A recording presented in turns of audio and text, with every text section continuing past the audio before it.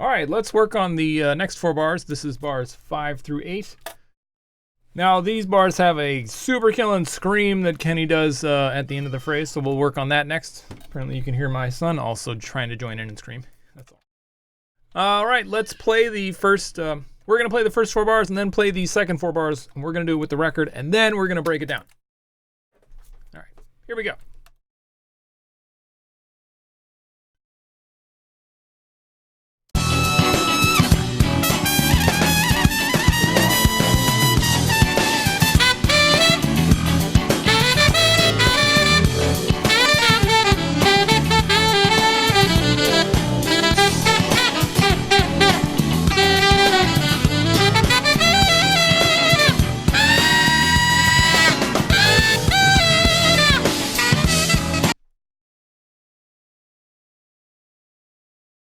Yes. That is my favorite part of the whole solo. Okay.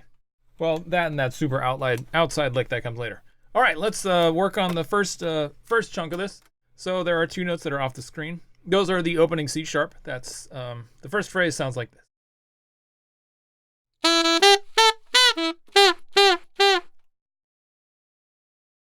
Okay, so for this phrase, our first starting notes are C sharps. There's a pair of them. Then we go E, F sharp, G sharp, C sharp, and then we got E, E, E, 3 of them in a row, and they all have falls on them. Now, the first 2 eighth notes on the downbeat are very short. They're all ba, ba, ba, like that. And then there's the notes with the falls. So it's important for these guys to just remember those first 2 eighth notes that are on beat 1 need to be played really short. Ba, ba, ba, ba, like that. And there's a little bit of a scoop on the G sharp to the C sharp. That sounds like this.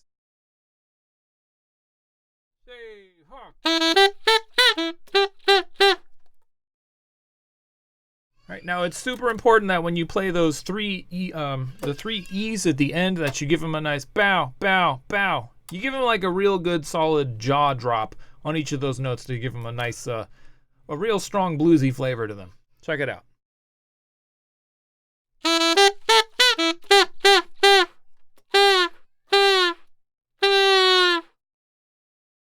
All right. I mean, it goes by quick, but it's really important to make sure that you have a real strong command of this ability on the instrument to be able to play those notes and just bow, bow, like that. Okay, let's move on to phrase number 2. This phrase is awesome because it starts kind of right in the middle of the horn, then makes a nice big ascend all the way to the top of the register of the horn. And this one has some pretty hard articulating going on at the end. So let's start with the notes. First, we have an E, and that note has a bend into it. It's like a bend, little grace note kind of thing. It's played a little bit out of tune. Kenny's kind of doing like a quarter tony kind of thing on it, or he's just pitch bending into it, something like that. Okay, so the next thing that happens, we've got E, E, E, and then we get D sharp, C sharp, B, a ghosted G sharp, a B, a C sharp, and then we start our rise up the pentatonic E major pentatonic scale. E, F sharp, G sharp, B, C sharp, E. Yeah, E major pentatonic right there. And then we go C sharp, E, C sharp, B, like that. So I'll play the phrase really slowly without, playing the articulation, just so you can hear what the notes sound like. Here we go.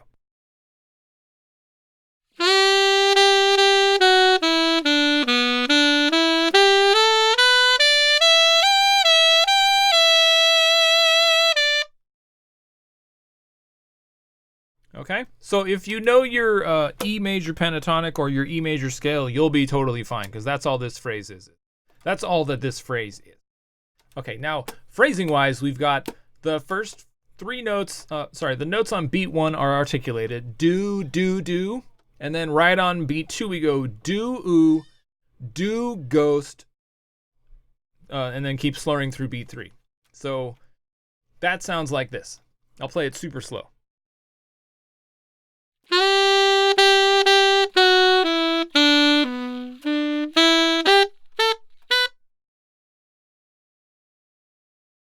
Okay, so then starting on beat 3, we're slurring into that B that's right on the downbeat of beat 3.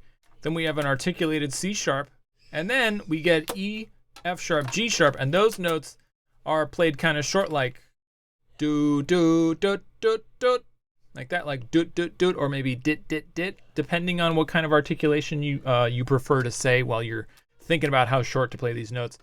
And then the last 3 notes, the B, the C sharp, and the E, those are kind of tongued pretty hard. So it's important to be able to play the difference between dit dit dit and da da da for the last 3.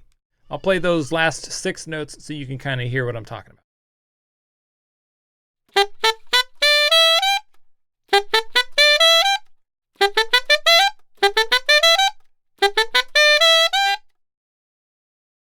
Okay, it's kind of difficult to get control over it, so make sure you go nice and slow and make sure you're articulating it the right way before you move on.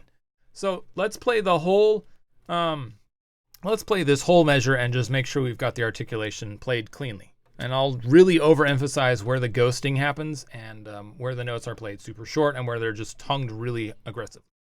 Check it out.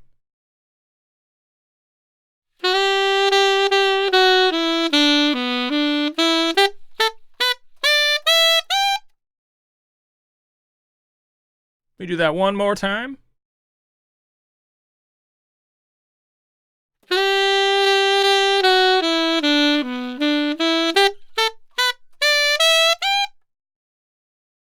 Okay, and then now we're on the downbeat of the next bar.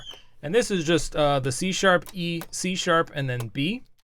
And for these guys, it's all slurred except for the B. So we're just going booey, bop, and then we play our screamy note, and I'll get to that in a second. So for these, you just need to make sure that you're coming out of the B, E, C sharp, and you're going do, you're going B, D, B, C sharp, E, do, E, so do, do, do, do, E, oh, bop, like that. I'll play it real slow.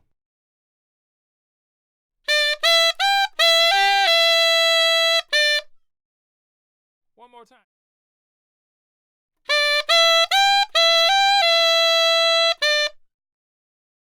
All right, let's put the whole phrase together. I'll give you 2, 3, like that. 1, 2, 3. Let me do it with the.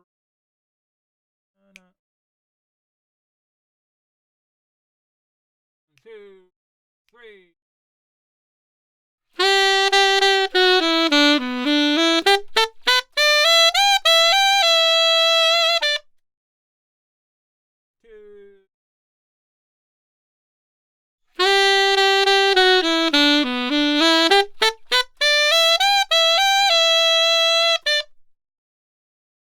Okay, now contour of this, I'm playing it a little bit louder than I should because I got headphones on and I can't really hear myself.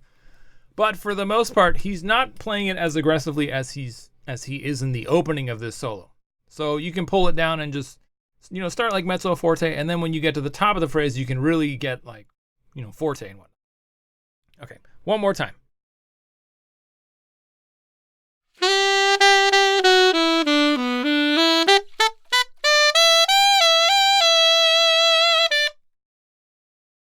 Okay, and that brings us to the screaming G sharp. Now for this, the way that I'm fingering this note is I'm playing 2, 3 in my left hand. My right hand, I'm doing 1 and then B flat. And I was experimenting for a while with using, instead of doing 1 and B flat, I was doing ring finger and B flat, and maybe with the low C, and I was getting a pretty good scream out of the horn. But sometimes it would work, sometimes it wouldn't work. So right now I'm just sticking with playing 1 and B flat in my right hand, and then 2, 3 in my left hand. Check it out.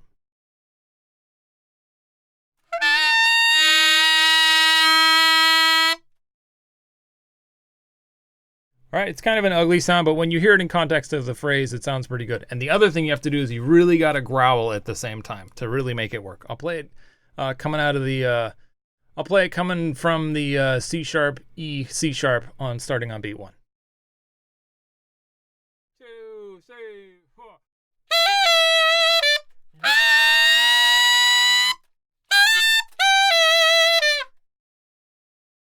Okay, and I went on to the next part. So he's doing a scoop into the F sharp, and then there's a little bit of a pause there, like he's almost tonguing the release, like he's going screaming on that note, and then goes ba ba da, ba ba da, as though, you know, these are eighth notes, 1 and 2 and ba ba da, like that. There's a little bit of a pause between the F sharp and the E and the C sharp, and he's growling when he hits these screamy notes.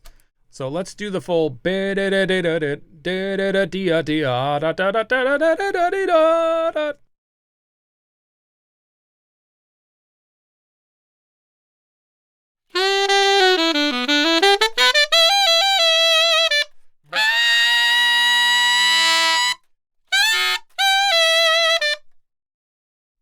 Okay? All right, so that takes care of the aggressive part for this one. Let's play it with the record from the top of the solo to make sure we have the first 4 bars. That's super important. Okay, here we go. Let's turn this down and turn on my reverb.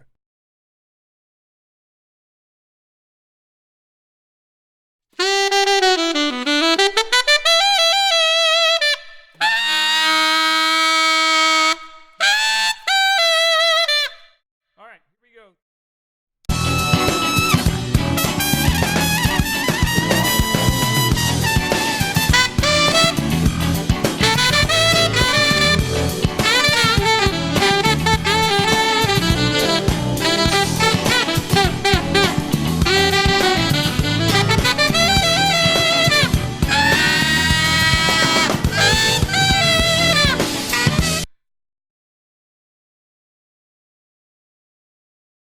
Yeah, all right. That is super aggressive, super funky. Just, oh, it's just Kenny being Kenny.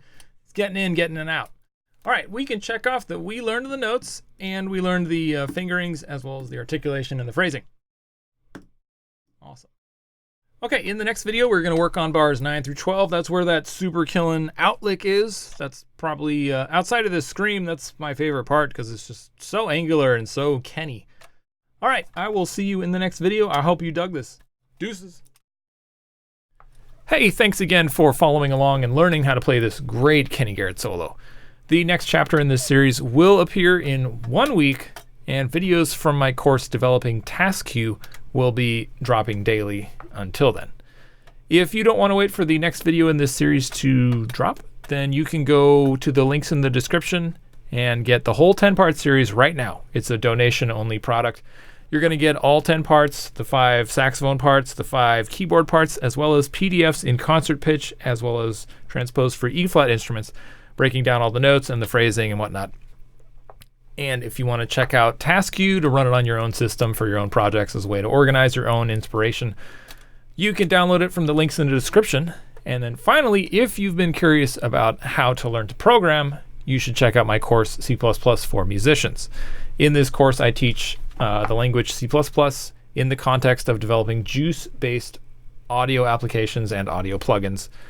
And as a bonus, if you take my course, you will get 6 weeks of mentorship from me, as well as you'll get the whole Developing Task Queue course included. So that's just tons and tons of programming lessons and programming goodies, as well as 6 weeks of mentorship.